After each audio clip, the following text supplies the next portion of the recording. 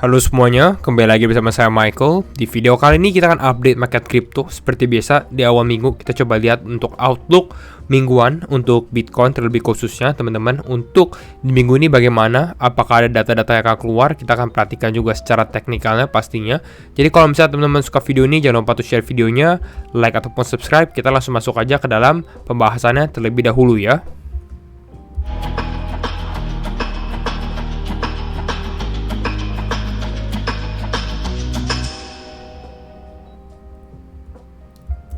Oke. Nah, kalau kita lihat untuk overall market crypto saat ini, teman-teman, di mana Bitcoin saat ini di kisaran 54.000, 55.000 lagi battling nih, lagi melihat apakah Bitcoin bisa mulai mengalami kenaikan. Nanti saya akan coba share outlook. Sebenarnya cukup menarik di minggu ini karena saya tadi udah coba perhatikan juga beberapa hal. Overall kita lihat beberapa kripto mulai mengalami kenaikan. Di sini Phantom naik sekitar 9%, AAV naik 8%. Sebenarnya ini adalah kedua kripto yang saya sudah mention. Tuh, 4 crypto to watch, ya, salah satunya Phantom dan AAV, dan dua-duanya mengalami kenaikan juga. Lalu ada Solana dan Toncoin, teman-teman bisa lihat aja performanya juga lumayan oke sih. Ya, Toncoin juga naik 8%. Jadi sebenarnya ini udah hit target nih, 1, 2, 3 dari 4 gitu ya. Solana pun sebenarnya a good fundamental coin juga gitu. Nah, apakah ada mengalami penurunan saat ini? Beberapa sih turun ya, tapi nggak terlalu signifikan. Solana juga turun sekitar 0,5%. Tapi nggak terlalu signifikan. Rata-rata justru altcoin sedikit mengalami kenaikan walaupun kondisi market saat ini udah fear ya, masih fear sih, bukan udah fear tapi masih fear. Di minggu ini itu akan ada beberapa data yang akan keluar teman-teman, tapi yang saya perhatikan sendiri udah mulai banyak analisa yang cenderung lebih bearish ya, dengan kondisi market yang mengalami penurunan nih. Kan kalau kita lihat dari time frame mungkin lebih luasnya kan sempat turun nih teman-teman ke area 52.000. Sebenarnya kalau teman-teman lihat beberapa video terakhir saya, kita udah bahas bahwa skenario Bitcoin untuk tap in lagi ke area kisaran 52.000-an gitu. Dan kemarin udah dikasih istilahnya ini udah di area inilah, area demand yang sudah sempat kita bahas. Jadi sebenarnya udah cukup menarik sih. Gitu. Jadi menurut saya harusnya kalau kita belum bottom, tapi the bottom harusnya udah deket lah, istilahnya seperti itu gitu ya. Hopefully sebentar lagi dan kita udah bisa mulai mengalami kenaikan. Tapi sebelum itu akan ada beberapa data yang akan launch, yang akan rilis di minggu ini maupun minggu depan. Salah satunya adalah FOMC ya, yang saya sudah sempat bahas. Tapi di minggu ini hal yang kita harus perhatikan itu ada di CPI atau Consumer Price Index, yang menurut saya masih akan penting gitu ya. Dimana CPI secara ekspektasinya saat ini forecastnya bahkan 2,6%. Sebelumnya itu 2,9%. Jadi ini udah turun 0,3% lagi ya untuk inflasi di Amerika. Kalau teman-teman nggak tahu, CPI ini Consumer Price Index atau bisa kita katakan inflasi untuk Amerika. Jadi biasanya pada saat data ini keluar itu hari Rabu jam 7:30 itu bakal bergejolak. Nah, itu adalah saatnya sebenarnya untuk kita perhatikan nih ya. Biasanya sesuai dengan datanya bagus atau enggak gitu. Hopefully datanya menurut saya ya mungkin di 2,6, nggak akan terlalu jauh dari forecast ya. Kalau kita lihat dari beberapa data terakhir sebenarnya forecastnya cukup on point ya, jadi sesuai ekspektasi semuanya ya. Jadi untuk itu nextnya saya ada beberapa data juga yang keluar nih, salah satu datanya teman-teman. Nah ini yang saya cukup suka gitu ya, kalau kita perhatikan di sini Bitcoin Bit Liquidity ya. Nah kita bisa lihat dari sini Bitcoin Bit Liquidity ini udah stacking at 50k. Jadi bisa dikatakan demand udah lumayan ada nih di kisaran 50.000. Kalau kita lihat ke teknikalnya nih ya, di area 50.000 ini ya, kisaran ini kan psikologi level nih 50.000 ini. Ini udah ada area demand. Dan ini udah kelihatan juga secara order booknya. Nah di sini, teman-teman bisa lihat di sini nih merah ya, ini kisaran 50.000. Orang-orang mungkin udah melihat, jadi udah ada demand. Which is ini a good thing, tapi pastinya ini order, jadi bisa dikatakan spoof. Spoof itu istilahnya mungkin udah mendekati mereka remove gitu ya, tapi at least ada demand. Ya hopefully dengan adanya ini outlook market Bitcoin nggak turun dari 50.000 gitu ya. Tapi biasanya kalau misalnya data ini kan susah kepredik. Tapi kalau misalnya sesuai, ya seharusnya kita nggak akan turun dari 50.000 sih dengan strong support di sini. Bahkan ini kan juga ada wick di sini kan. Jadi ya possible nih akan menjadi a possible support kalau misalnya kita membahas mengenai long termnya gitu. Tapi bisa jadi ini udah bottom juga sebenarnya. Oke.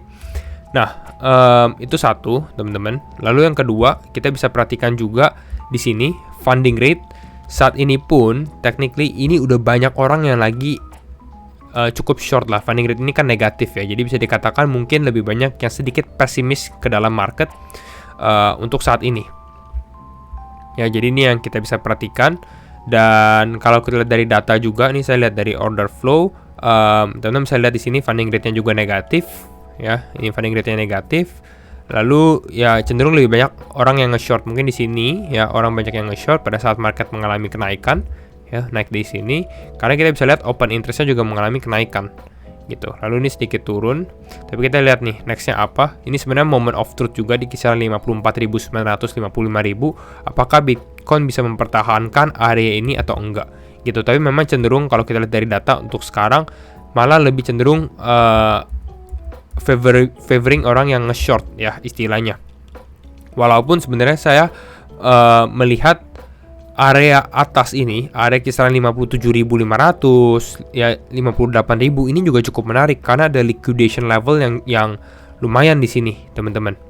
Jadi mungkin secara short term target kita bisa katakan mungkin di area kisaran 57.700 sampai 500 lah.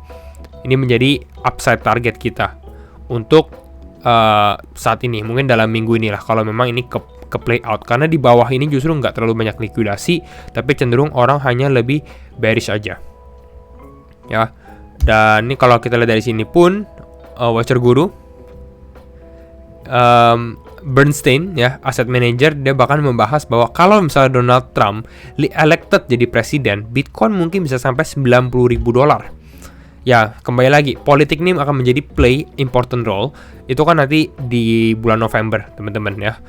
Di tahun ini, antara Kamala sama Donald Trump masih 50-50 kisaran itu. Jadi, susah sekali dipredik. Tapi, Donald Trump saat ini lebih pro ke kripto. Sehingga mungkin kalau Donald Trump yang jadi presiden, kripto justru akan ada positif impact-nya.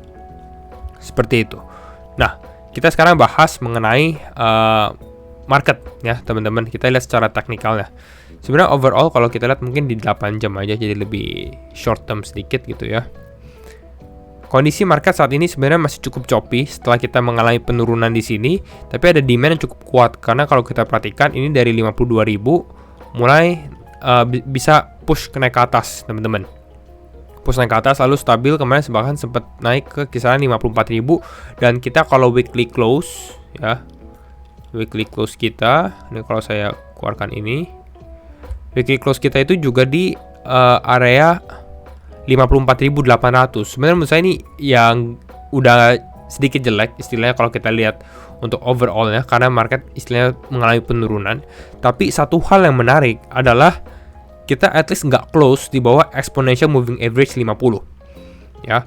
Jadi belum bisa dikatakan benar-benar kita masuk bear market juga gitu, karena kita masih di atas exponential moving average 50 secara weekly-nya juga gitu, sehingga masih ada potensi untuk market mengalami rebound kembali ya. Kita coba objektif, kemarin market kita lihat turun ya turun, sekarang mungkin lebih cenderung udah mulai bisa scaling in juga gitu. Nah, saat ini kita bisa katakan ini market lagi masih battling ya. Saya bahas di area 55.000 dan 54.900 ini akan menjadi key level. Tadi sempat di time frame 1 jam teman-teman ini mencoba push ya. Bulls mungkin mencoba untuk mengalami kenaikan untuk membuat Bitcoin naik, at least menembus area ini resisten 56.800. Karena tadi kalau kita lihat secara likuidasi levelnya itu kan di kisaran 57.000 nih.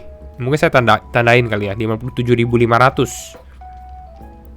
Ya sebenarnya ini area ini sih, area ini. Jadi mungkin kisaran area ini dan potensial bisa reject ini mungkin area target kita nih, kotak warna kuning ini. Dan resistance itu yang kuat sebenarnya di area warna biru ini gitu. Jadi overall ini sedikit overlap. Jadi bisa dikatakan kedua ini akan menjadi target kita untuk minggu ini. Ini lebih ke arah untuk liquidation di bagian atasnya nih, upside liquidationnya. Kalau kita lihat di time frame 4 jam, ini Bitcoin udah coba mau reclaim. Ini kan udah reject di sini, reject di sini. Ini lebih bagus, sedikit positif. mulai mau menanjak. Jadi ada potensi sebenarnya untuk dia istilahnya mulai nanjak, mungkin naik tes ke area ini baru mengalami penurunan gitu. Jadi masih choppy soalnya. Saya nggak nganggap bahwa Bitcoin akan langsung naik dari area ini, tapi masih choppy, masih sideways karena mungkin situasi masih cukup nggak jelas, masih uncertain, bukan nggak jelas, tapi kurang jelas dikarenakan belum ada FOMC. Orang-orang masih menunggu keputusan FOMC baru mau mengambil keputusan gitu. Jadi kalau misalnya market naik, ya possibly ini cap kita kisaran 56.700-an gitu. Ini kalau upside liquidity-nya lalu mengalami penurunan. Ya, walaupun nggak pasti, tapi ini menurut saya skenario-nya itu seperti ini. Kecuali ya di sini kita mulai melemah lagi, ya potensi sebenarnya kita hanyalah sideways aja sih, gitu.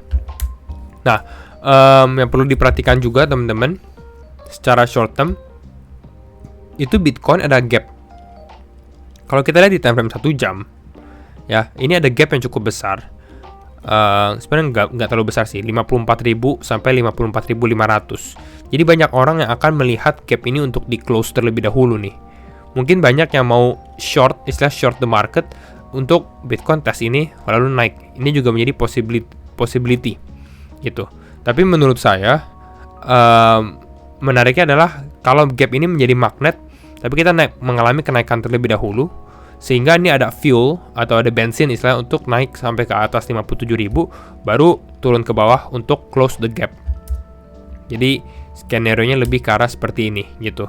Tapi ini kita lihat karena ini masih lagi fighting pada saat video ini dibuat gitu ya. Kalau nggak kuat ya kemungkinan kita akan close terlebih dahulu karena gap ini tendensinya justru lebih sering di close terlebih dahulu. Jadi banyak orang yang akan melihat di area kisaran area tersebut nih 54 ribuan.